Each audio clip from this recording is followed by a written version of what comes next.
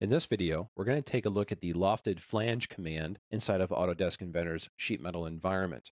Now, the lofted flange is a command that we can utilize to help us create transitions between multiple shape types. So it's very similar to a normal Inventor loft, but it actually includes ideas of thickness and unfolding. So it actually is really powerful when we need to do like a squared around transition or perhaps a U shape to a circular shape transition that we need to create in our geometry and would otherwise be rather difficult to create with the traditional sheet metal tools.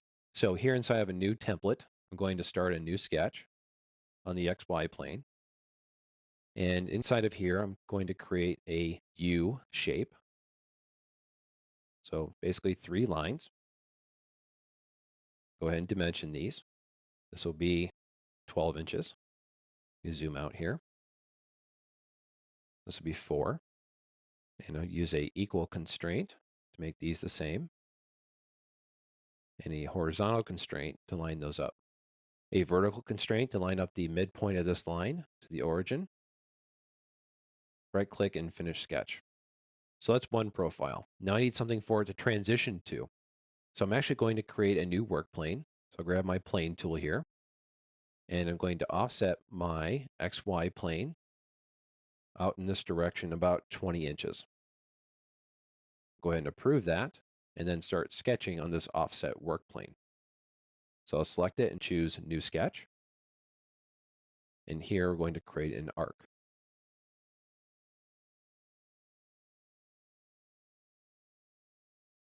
Let's go ahead and do a vertical alignment with the origin there. We'll do a sizing here as well. We'll make this radius by 0.5.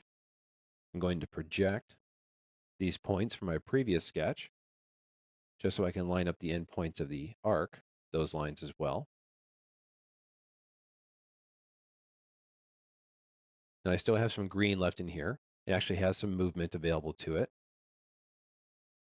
So I'm going to dimension from here to the origin point, 1.75, and finish the 2D sketch.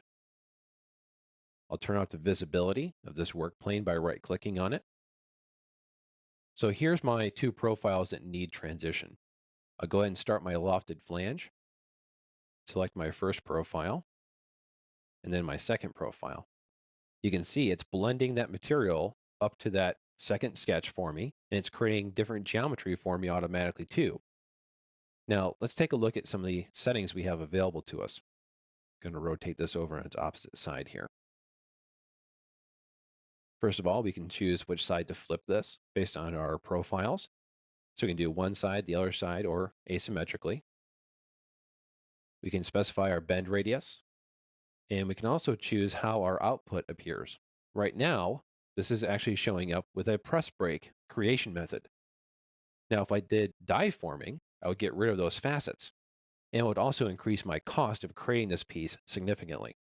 But you have the option of choosing a die formed or a press break manufacturing method. We can also tell it to converge those as well. And we can control our facet control through a chord tolerance, a facet angle, which we can specify, or a facet distance to specify as well. You can see these options change below as you pick the different options. I'll go back here to a chord tolerance. How do we control how many facets we have? So right now I have 1, 2, 3, 4 on this one.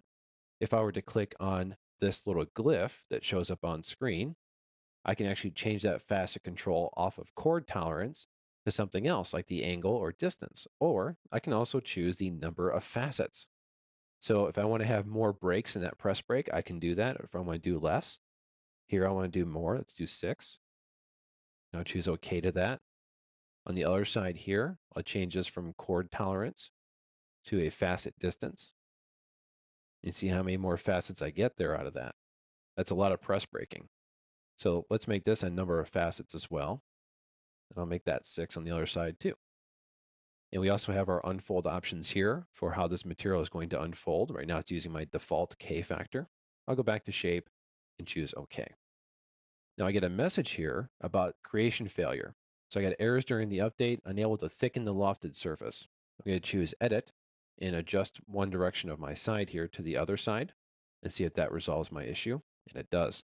So basically, I couldn't build it in the one direction I was going based on some internal conflicts that it had with that. But there's my created lofted flange. If I go down to the corners, you can see it left that open down there as it blended into it for the press brake operation on both those openings.